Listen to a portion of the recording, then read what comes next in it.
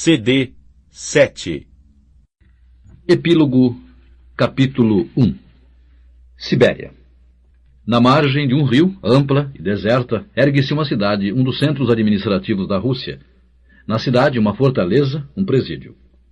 Há já 2 meses que nele está preso o deportado de segunda classe para as galeras Rodion Raskolnikov.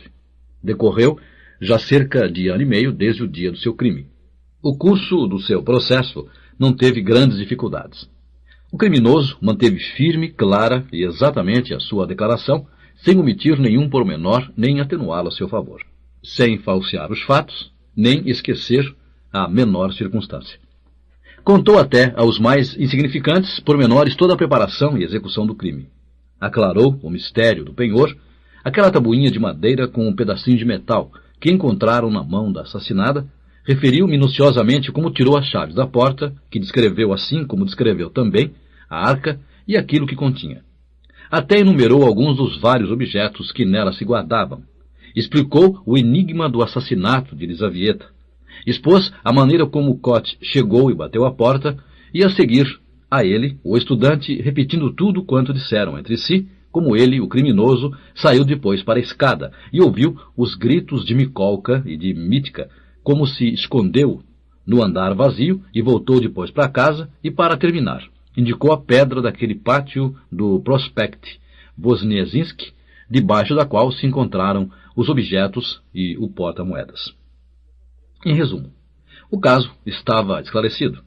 Entre outras coisas, os instrutores do processo e os juízes ficaram assombrados porque ele tivesse escondido os objetos e o porta-moedas debaixo de uma pedra sem se aproveitar de nada, e sobretudo porque não só não se lembrasse com precisão de todos os objetos que roubara, como até se enganasse quanto ao seu número.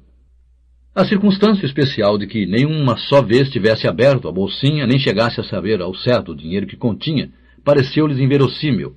Na bolsinha apareceram 317 rublos de prata e 3 moedas de 2 griviene.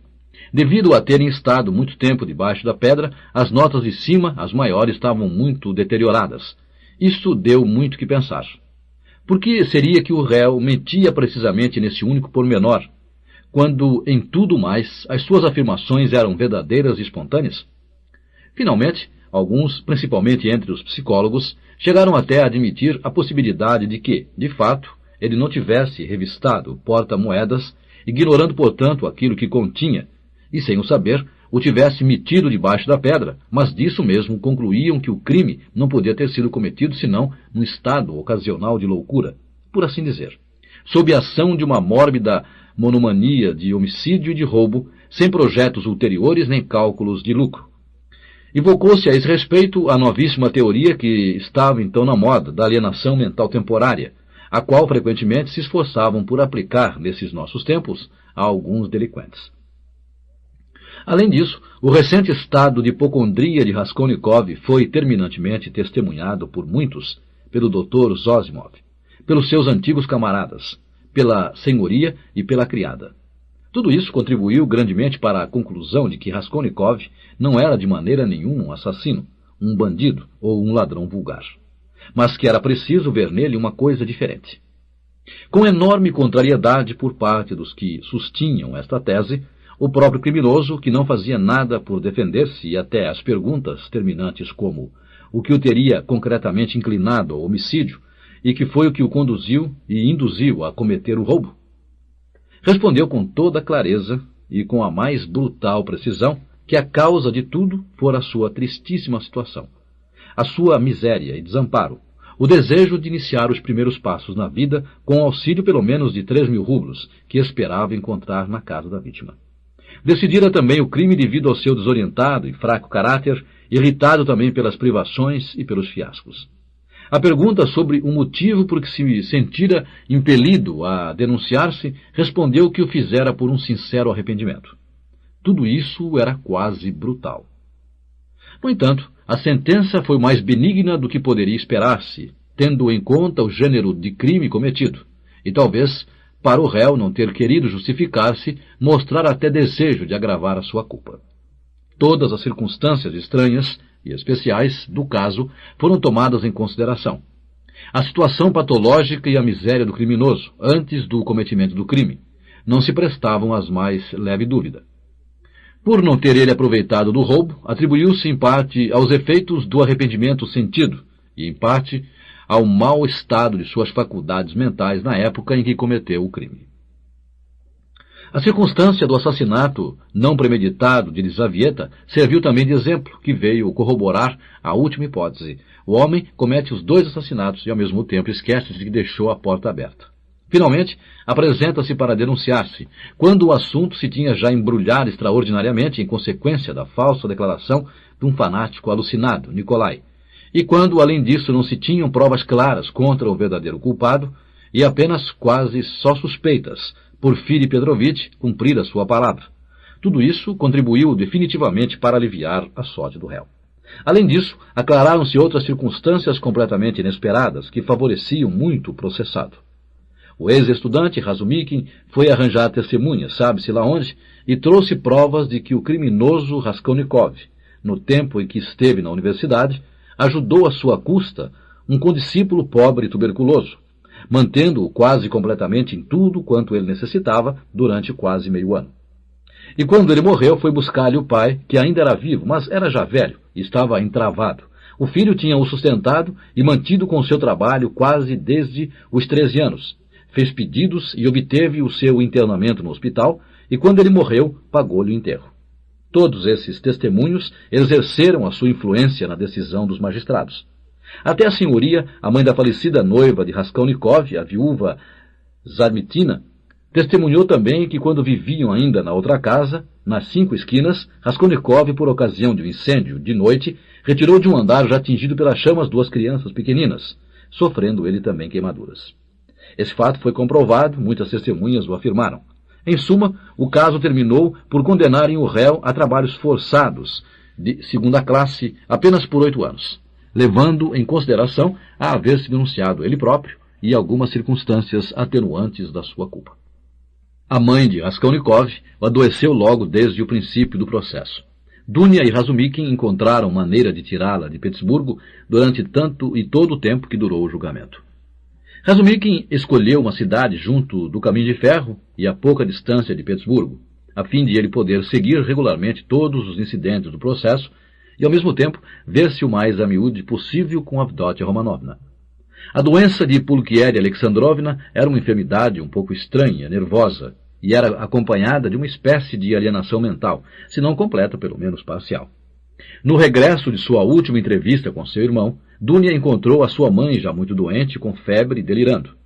Nessa mesma noite, a moça e Razumikin combinaram o que haviam de responder às perguntas da mãe a respeito do irmão e até imaginaram entre si uma história completa para lhes contar acerca da ida de Raskolnikov a algum ponto afastado nas fronteiras da Rússia, onde ia desempenhar uma função especial que acabaria por trazer-lhe dinheiro e fama. Mas ficaram impressionados porque, nem então, nem depois, Pulcheria Alexandrovna lhes perguntasse qualquer coisa sobre o assunto. Pelo contrário, ela própria inventou uma história completa acerca da súbita partida do filho. Contava com lágrimas que ele estivera a despedir-se dela e que lhe dera a entender, nessa ocasião, de maneira indireta, que ela era a única a conhecer as suas razões muito importantes e particulares, e que por causa dos muitos e poderosos inimigos que ele, Rodion, tinha, se via obrigado a esconder-se. Pelo que se referia à sua futura carreira, sem dúvida que a tinha por indubitável e brilhante, desde o momento em que desaparecesse em algumas circunstâncias hostis. Afirmava a Razumikin que, com o tempo, o seu filho havia de vir a ser um senhor muito importante, conforme podia dizer-se do seu artigo e do seu brilhante talento literário. Lia continuadamente esse artigo e às vezes lia-o também em voz alta, pouco faltando para que dormisse com ele, e, no entanto, nunca perguntava onde é que Rodica se encontrava agora, apesar de ser notório que todos evitavam falar-lhe sobre isso, o que poderia ter despertado suspeitas. Até que, por fim, começaram a ficar inquietos por causa do estranho silêncio de Pulcheria Alexandrovna a respeito de certos pontos. Por exemplo, nem sequer se queixava de não receber cartas dele, ao passo que Dantes, quando vivia na aldeia, quase poderia dizer-se que vivia de ilusão e da esperança de receber o mais breve possível carta do seu queridíssimo Rodica. Esta última circunstância tornava-se já inexplicável e inquietava muito Dunia. Chegou a pensar se a mãe pressentira algo de horrível no destino do seu filho, e receava fazer perguntas para não vir a saber qualquer coisa ainda de mais horrível. Em todo o caso, Dunia via claramente que Pulcheria Alexandrovna não estava em seu perfeito juízo. Aliás, aconteceu por 2 vezes que ela própria deu tal rumo à conversa que se tornou impossível, ao responder-lhe, não lhe dizerem onde se encontrava atualmente Ródica. Quanto às respostas tinham forçosamente que se tornar pouco satisfatórias e suspeitas, ela se punha de repente muito triste, severa e taciturna, e que se prolongava durante muito tempo. Dunia viu finalmente que era difícil mentir e reconsiderou, chegando à conclusão definitiva de que era melhor fazer silêncio sobre certos pontos. Mas cada vez se tornava mais claro até a evidência que a pobre mãe receava algo de horrível. Entre outras coisas, Dunia lembrou-se das palavras do irmão a respeito do que a mãe a ouvira delirar durante a noite, antes daquele dia fatal, depois de sua cena com Svidrigailov. Não teria ouvido, então, alguma coisa? Às vezes, passados alguns dias e até semanas de arredio e desconfiado silêncio, e de lágrimas tristes, a doente tomava frequentemente uma animação histérica e começava de repente a falar em voz alta, quase sem parar, sobre o seu filho, das suas ilusões e do futuro. Em certas ocasiões, as suas fantasias tornavam-se muito estranhas. Consolavam-no, dava-lhe razão. É possível que ela própria compreendesse que lhe davam razão para consolá-la. Mas, apesar de tudo, continuava falando. A sentença contra o réu foi proferida 5 meses depois da sua apresentação às autoridades. Razumikin ia vê-lo à prisão sempre que lhe era possível. Sônia também, até que finalmente chegou a hora da separação. Dunia jurou ao irmão que sua separação não seria eterna. Razumikin também. Na jovem e fogosa cabeça de Razumikin tinha-se enraizado firmemente o projeto de, depois de juntar algum dinheiro, ir estabelecer-se na Sibéria, onde a terra é rica sob todos os aspectos, e a falta de trabalhadores, gente e capital, ainda que fosse só no começo de sua futura carreira.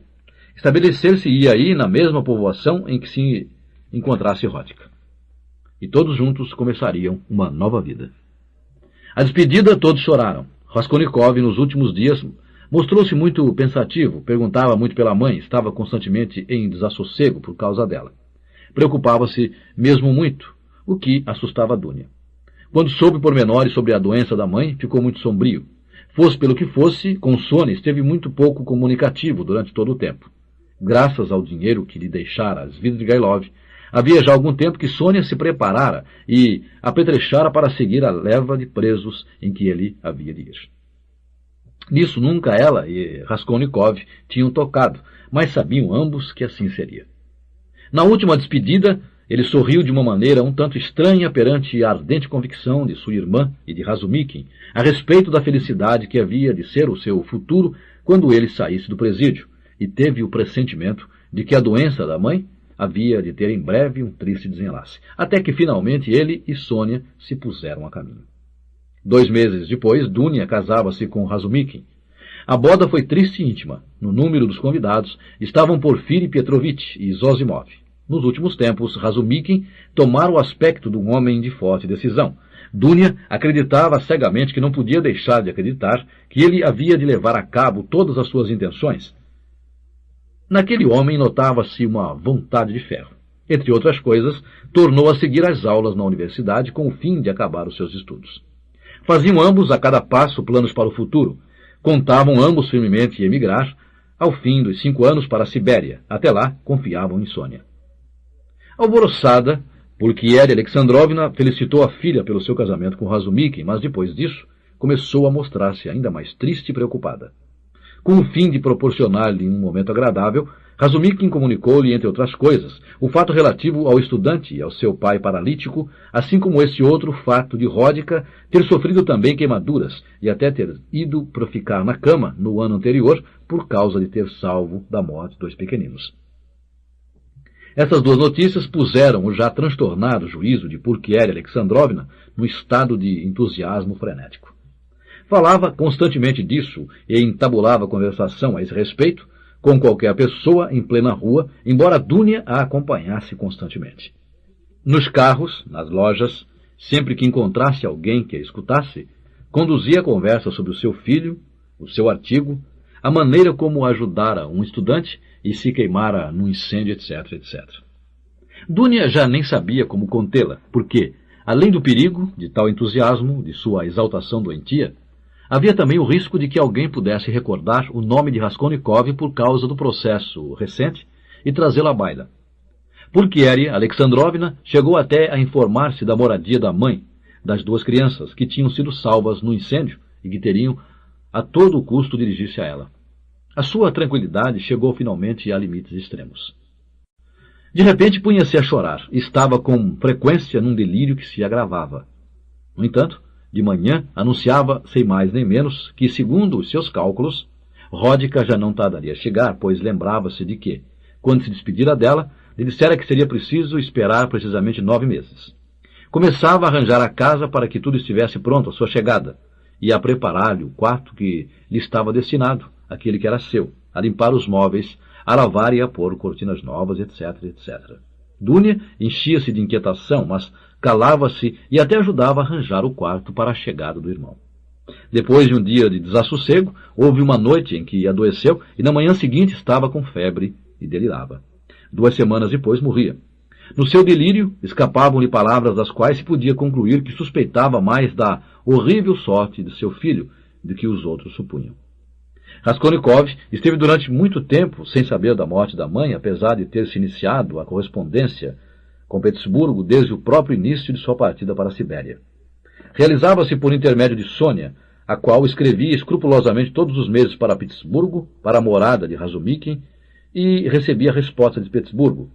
A princípio, as cartas de Sônia pareceram a Dunia e a Razumikin um tanto secas e pouco satisfatórias, mas, por fim, concordaram ambos que até era impossível escrever melhor, porque, por aquelas cartas, no fim de contas, fazia uma completa e exata imagem da sorte do seu infeliz irmão.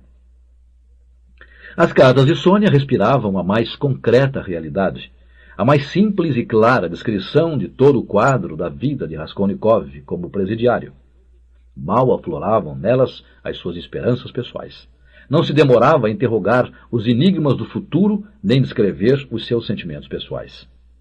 Quanto às tentativas de explicação do estado moral dele e, em geral, de toda a sua vida interior, só haviam fatos, isto é, palavras de Ródica, notícias pormenorizadas do seu estado de saúde, daquilo de que se queixara na sua visita, o que lhe pedira, aquilo de que encarregara, etc, etc. Comunicava essas notícias com todo o gênero de pormenores, até que a imagem do infeliz irmão acabava por se destacar e se tornava precisa e clara. Não podia haver engano, porque se tratava de fatos verídicos. Mas Dunia e seu marido pouca consolação puderam tirar dessas notícias, sobretudo a princípio. Sônia dizia sempre que ele estava constantemente sombrio, taciturno, às vezes sem demonstrar sequer interesse pelas notícias que ela lhe comunicava, das que recebia por carta. Outras vezes perguntava-lhe pela mãe, e quando ela, ao ver que ele já quase adivinhava a verdade, lhe anunciou por último a sua morte. Verificou com grande assombro de sua parte que já não lhe fazia grande impressão, pelo menos foi o que lhe pareceu, a avaliá-lo pelo seu aspecto exterior. Comunicava, entre outras coisas, que apesar de aparentemente estar tão absorvido em si próprio e como que fechado para toda a gente, adaptava-se simples e francamente à sua nova existência, que compreendia claramente a sua situação, que não esperava tão depressa nada de melhor, que não obrigava loucas ilusões, como costuma ser próprio nesse estado. E quase não se espantava de nada no novo ambiente que o rodeava, tão pouco semelhante a todas as coisas interiores.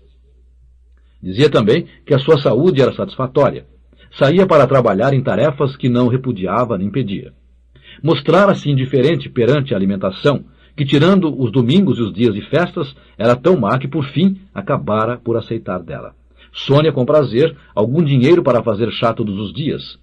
Quanto a tudo mais, pedia-lhe a ela que não se preocupasse, afirmando-lhe que todas essas inquietações, por causa dele, não serviam senão para aborrecê-lo.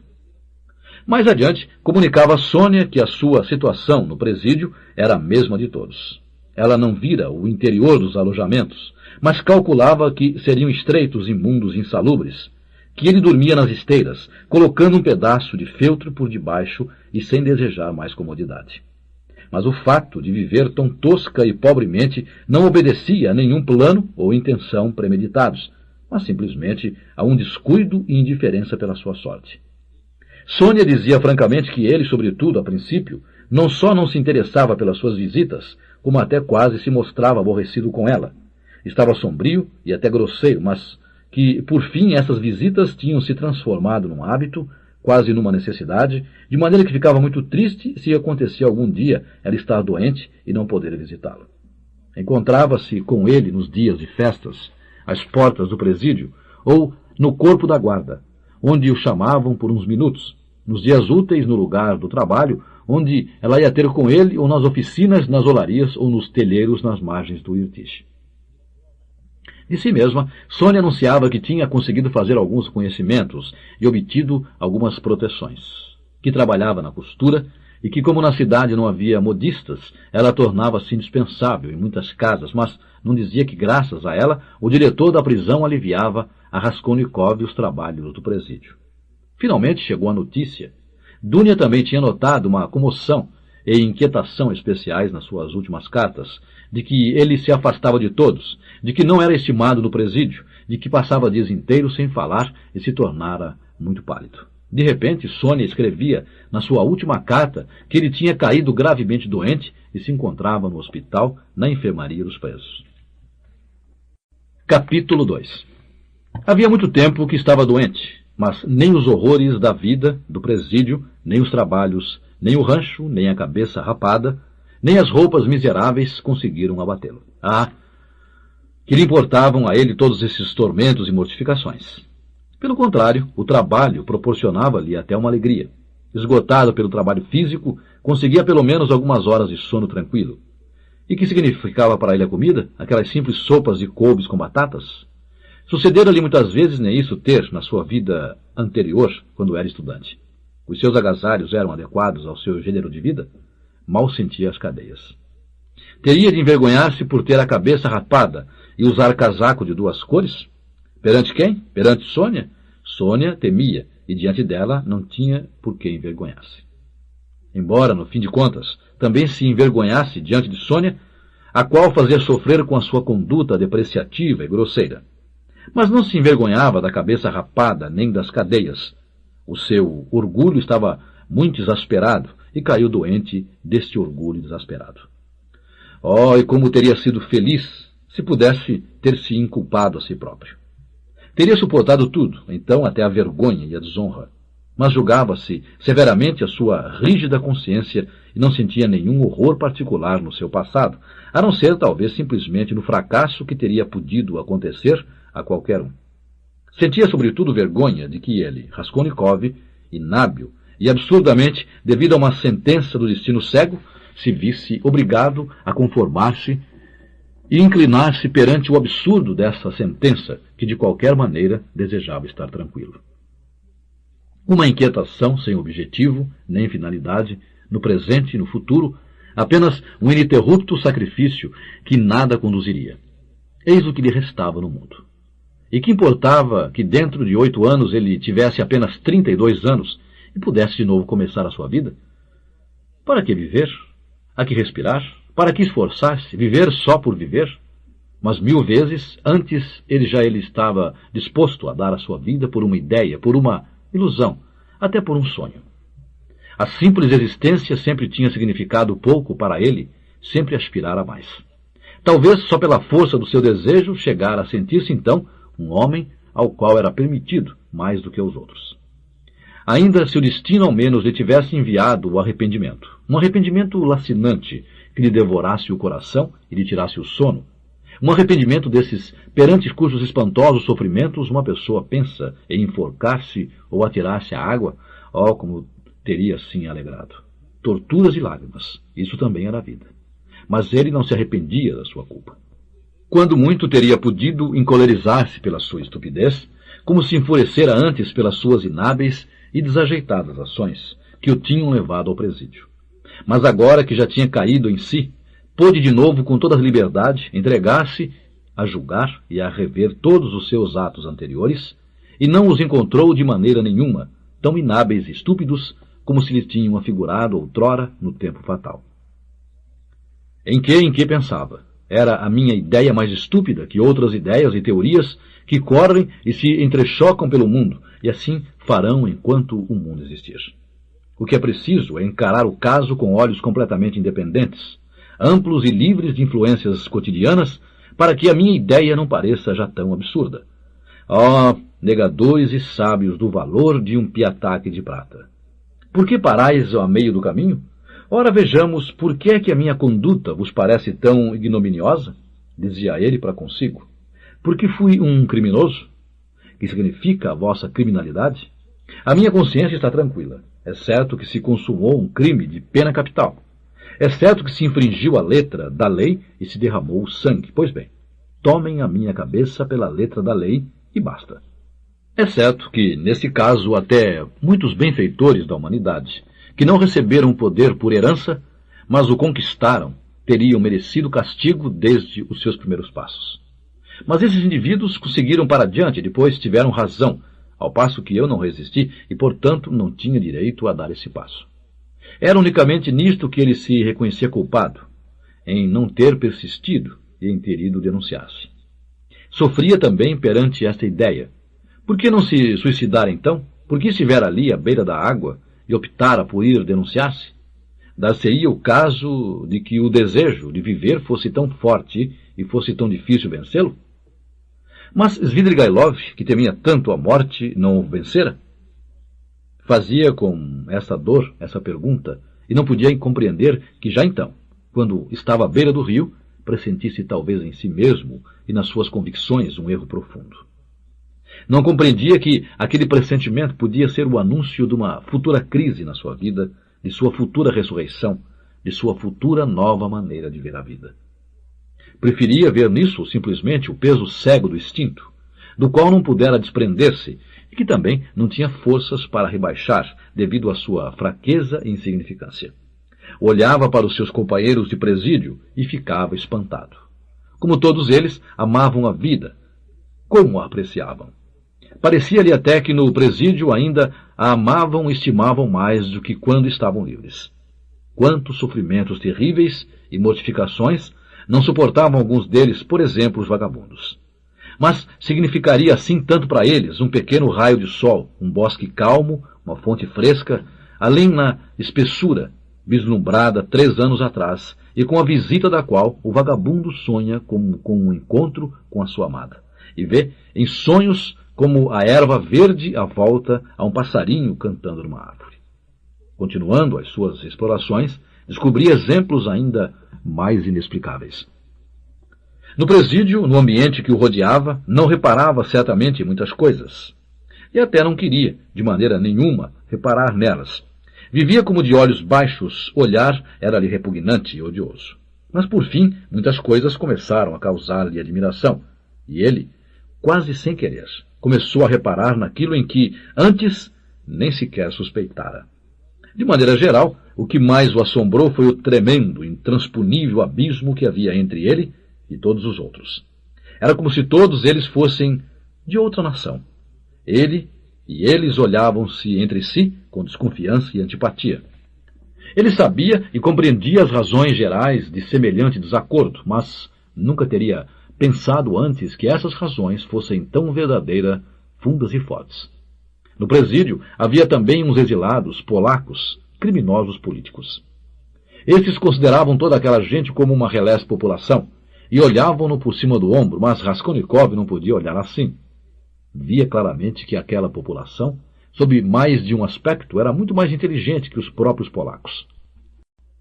Havia ali também russos que desprezavam igualmente aquela gente.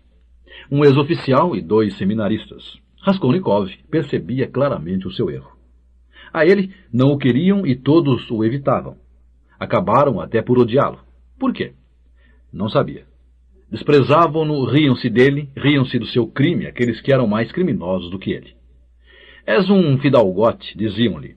Não estava certo que saísses para a rua com uma machada, isso não é próprio de um senhor. Na segunda semana da quaresma, calou-lhe a vez de fazer as suas devoções juntamente com as do seu alojamento. Foi à igreja e rezou em conjunto com os outros. Mas sem que soubesse, e a propósito de que, armou-se uma briga. Caíram todos com raiva sobre ele. Tu és um ateu, tu não acreditas em Deus. Gritavam-lhe, temos de te matar. Nunca falara com eles acerca de Deus nem da fé. mas queriam matá-lo por ateu. Ele se calava e não lhes objetava. Um dos presos atirou-se a ele furioso. Raskolnikov esperou tranquilamente e em silêncio, não arqueou as sobrancelhas e nem sequer uma das suas feições se contraiu. A sentinela conseguiu intervir a tempo entre ele e o seu agressor. Se não fosse isso, teria havido sangue. Havia outro ponto que se tornara insolúvel para ele. Por que amavam todos tanto a Sônia? Ela não lhe procurava simpatia. Eles encontravam-no apenas de vez em quando, só nos pontos de trabalho. Quando ela ia vê-lo, apenas por um minuto. E, no entanto, já todos o conheciam. Sabiam que lá fora, para lá, seguiam e ele sabia como e onde vivia. Ela não lhe dava dinheiro, nem lhes fazia serviços especiais. Somente uma vez, pelo Natal, levou um donativo para todo o presídio, pastelinhos e empadões. Mas pouco a pouco, entre eles e Sônia foram se estabelecendo relações um pouco mais estreitas. Ela lhes escrevia cartas para os seus pais e deitava-as no correio. Quando os pais ou as mães vinham à cidade, deixavam por indicação deles os objetos e até o dinheiro que lhes traziam nas mãos de Sônia. As mulheres deles e as noivas conheciam Sônia e visitavam-na. E quando ela aparecia nos campos de trabalho à procura de Raskolnikov, ou se encontrava com a leva de presos que iam para o trabalho, todos lhe tiravam os gorros, todos se inclinavam. Machuca, Sofia Semyonovna, és a nossa mãe, terna e delicada. Diziam aqueles presidiários brutais, estigmatizados a frágil e delicada criatura. Ela sorria e todos achavam graça a sua maneira de andar e se voltavam para olhá-la, seguindo-a com os olhos enquanto caminhava e dirigiam-se-lhe galanteios. Galanteavam-na até por ser tão pequenina, elogiavam-na sem eles mesmos saberem porquê, ia ter com ela até para que os tratasse. Ele ficou no hospital todo o final da quaresma e a semana da paixão. Quando já estava restabelecido, recordou seus sonhos dos momentos em que estivera com febre e delirando.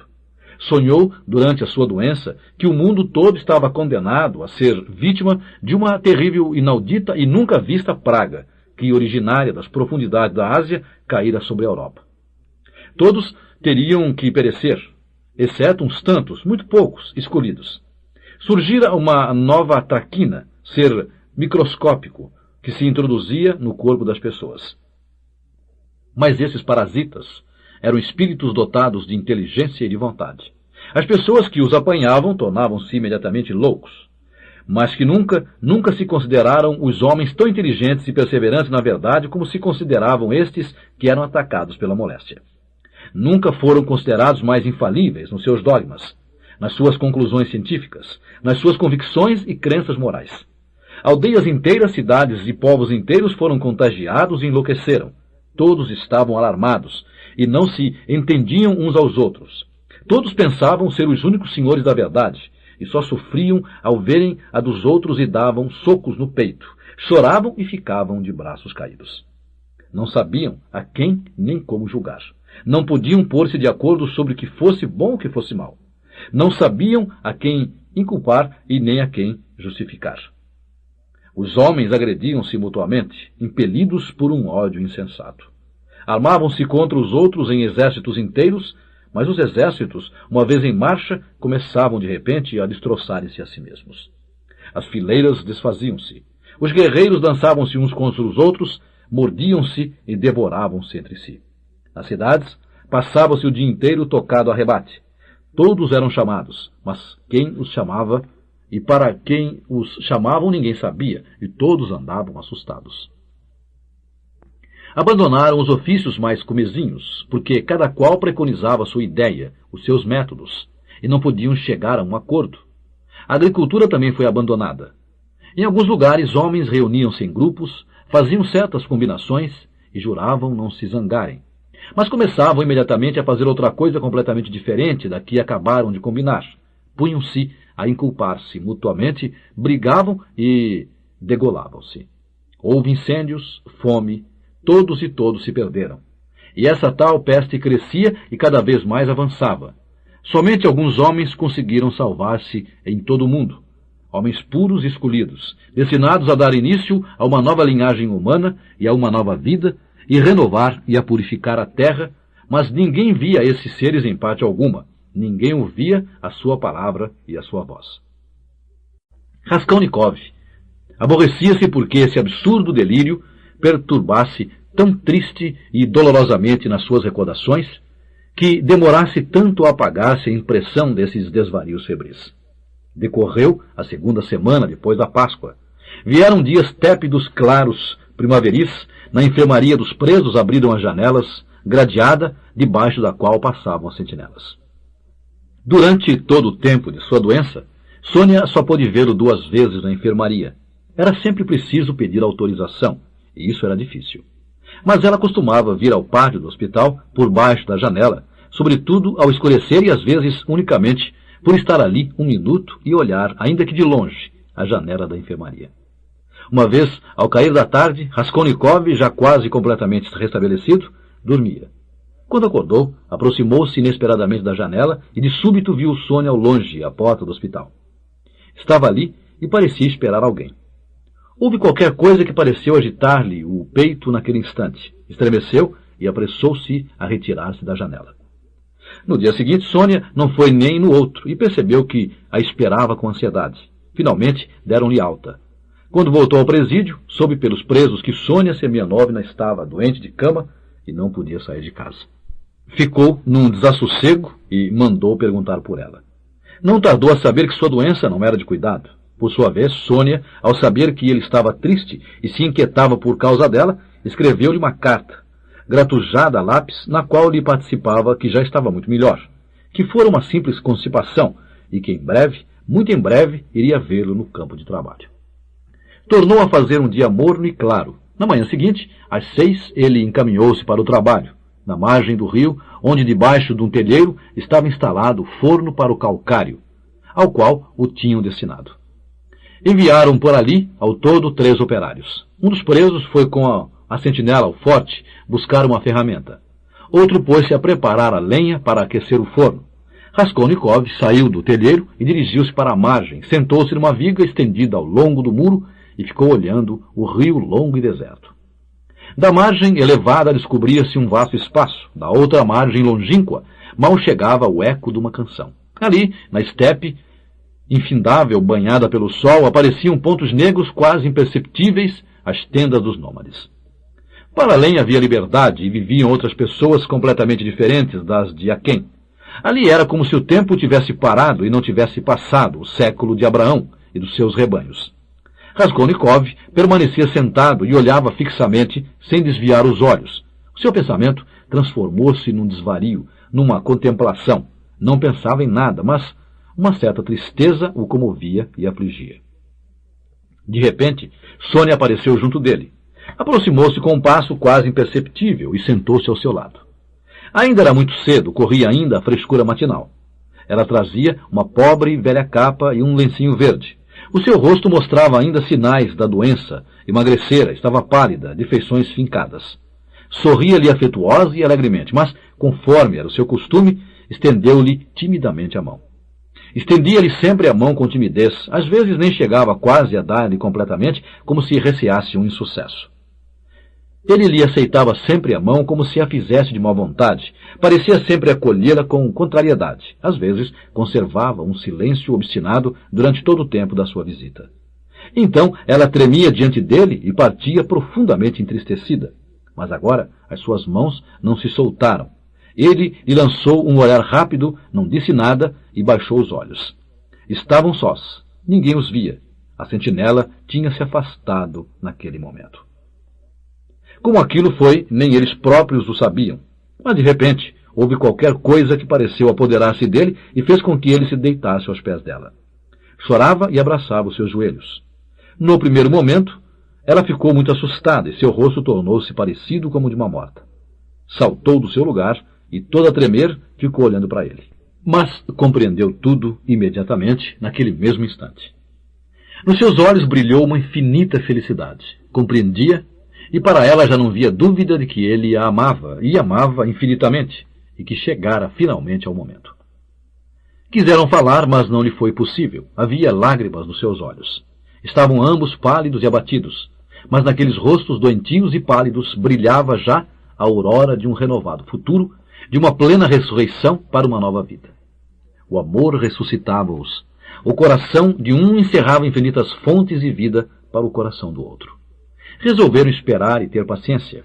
A ele ainda lhe faltavam 7 anos. E até então, quantos sofrimentos insuportáveis e quanta felicidade infinita. Ele ressuscitara-o e sabia-o, sentia-o em todo o seu ser renovado, e ela vivia unicamente da vida dele. Na noite desse mesmo dia, quando já tinham fechado os alojamentos, Raskolnikov estava deitado nas esteiras e pensava nela. Nesse dia, até se lhe afigurava que todos os presos, que antes tinham sido seus inimigos, o olhavam já com outros olhos. Até falava com eles e lhes respondia afetuosamente. Agora recordava-o, mas não teria de ser assim. Não deveria talvez agora mudar tudo? Pensava nela. Lembrava-se de que como a mortificara continuamente, destroçando-lhe o coração. Recordava o seu rostozinho pálido, mas agora essas recordações quase não afligiam. Sabia com que infinito amor ia recompensar agora as suas dores. E que eram agora todos aqueles sofrimentos do passado? Tudo, até o seu crime, até a sua condenação e deportação, lhe pareciam agora, nessa primeira exaltação, um fato exterior, alheio como se não tivesse relações com ele. Aliás, nessa noite não podia pensar longa e fixamente em nada, concentrar o pensamento em qualquer coisa. Tampouco poderia resolver então, conscientemente, o que quer que fosse, a única coisa que fazia era sentir. Em vez da dialética, surgia a vida, e já na sua consciência devia elaborar-se algo de totalmente distinto. Tinha o Evangelho debaixo da almofada. Pegou e maquinalmente. Aquele livro era dela, pois era o mesmo em que ela lera a passagem da ressurreição de Lázaro. Nos primeiros tempos do presídio, pensava que ela havia de importuná-lo com a religião e que se poria a falar do Evangelho e aborrecê-lo com o livreco. Mas, com o maior assombro de sua parte, nenhuma só vez ela lhe falou nisso. Nenhuma vez, sequer, lhe tinha proposto o Evangelho. Fora ele quem lhe pedira, um pouco antes de ter adoecido, e ela levou-lhe em silêncio. Até então, ele nem sequer o abrira. Agora também não o abriu, mas ocorreu-lhe um pensamento. Poderia por agora a sua crença não ser a minha também? Pelo menos os seus sentimentos, as suas aspirações. Ela esteve também comovida todo aquele dia, e à noite voltou a ficar doente. Mas era feliz a tal ponto que quase a assustava a sua felicidade. 7 anos. Só 7 anos. No princípio da sua felicidade, houve alguns momentos em que tinham estado dispostos a considerar aqueles 7 anos como 7 dias. Ele nem sequer sabia que a vida nova não lhe seria dada gratuitamente, mas que ainda teria de comprá-la, cara. Pagar por ela uma grande façanha futura. Mas aqui começa já uma nova história. A história da gradual renovação de um homem, a história do seu trânsito progressivo do mundo para o outro, do seu contato com outra realidade nova, completamente ignorada até ali. Isto poderia constituir o tema de uma nova narrativa. Mas a nossa presente narrativa termina aqui. O autor e sua obra. A maioria das obras do escritor russo Fyodor Mikhailovich Dostoiévski, nascido em 1821 e falecido em 1881, impressiona pelas dramáticas situações físicas e espirituais que envolvem seus personagens. Pobre Gente, 1846, sua primeira obra, descreve o ambiente de extrema miséria e sofrimento dos moradores dos subúrbios de São Petersburgo, onde ele mesmo viveu. O Herói de Crime e Castigo, 1866. Raskolnikov se entrega a um crime friamente premeditado em nome da justiça social. O Jogador, 1866, retrata a vida do próprio escritor, possuído pela paixão do jogo. Recordações da Casa dos Mortos, 1862, pinta as terríveis condições de um prisioneiro, o autor, condenado aos tristemente célebres trabalhos forçados na Sibéria. Finalmente, em sua obra mais importante, Os Irmãos Karamazov, 1880, desenrola-se uma luta de família que redunda no assassinato do pai pelo filho. E poder-se-ia continuar. Em tudo, a tragédia, as personagens dilaceradas por terríveis problemas morais, descendo às mais baixas situações de miséria, loucura, violência, ou elevando-se aos cumes da santidade. Se da visão desse panorama o leitor passar para a biografia de Dostoiévski, não deixará de perceber semelhanças entre aquelas personagens e seu criador. Por exemplo, no dia 22 de dezembro de 1849, um grupo de jovens revolucionários socialistas, condenados à morte, aguarda a execução numa prisão de São Petersburgo. No último instante chega a notícia da comutação da pena para 10 anos de prisão e trabalhos forçados na Sibéria. Entre os prisioneiros, Dostoiévski, escritor já conhecido na Rússia, engenheiro formado na Escola Militar de São Petersburgo e que abandonou a profissão para dedicar-se à literatura e à política. A experiência da morte próxima deveria marcá-lo para o resto da vida, e a prisão e os trabalhos forçados lhe dariam a oportunidade de sua primeira obra-prima, Recordações da Casa dos Mortos. Outros elementos ainda tornaram a vida de Dostoiévski uma sucessão de amargos acontecimentos. Nasceu em Moscou em 1821, descendente de aristocratas decaídos até a miséria. Perdeu a mãe quando criança e o pai, violento e vingativo, na adolescência. A epilepsia o perseguiu toda a vida. Seu primeiro casamento, na Sibéria, redundou num fracasso. Numa aventura amorosa, foi infeliz. E uma incrível paixão pelo jogo, no qual geralmente perdia tudo o que tinha, foi um dos traços de seu temperamento. Cumprida a pena, Dostoiévski retorna com a esposa a São Petersburgo e, em 1861, junto com o irmão, funda o jornal O Tempo, que o governo deveria fechar no ano seguinte. Em 1862, apaixonado pela estudante Polina Slova, foge para o exterior, joga e perambula por diversos países. No ano seguinte, amargurado e cheio de remorsos, deixa a amante em Paris e volta à Rússia, encontrando a esposa à morte. Em 1864, funda outro periódico, A Época, que também desapareceria em seguida. Viaja novamente ao exterior, procurando Polina, que o recusa. De volta a São Petersburgo, a solidão o persegue, os credores o importunam e o editor lhe cobra as obras prometidas. O romancista resolve, então, enfrentar o trabalho e contrata uma jovem estenógrafa, Anna Snitkina, para auxiliá-lo. Afeiçoa-se a ela e os dois se casam. Encontrada a tranquilidade de espírito e, ao mesmo tempo que se estabiliza sua situação financeira, o escritor produz, nessa época, suas obras mais importantes.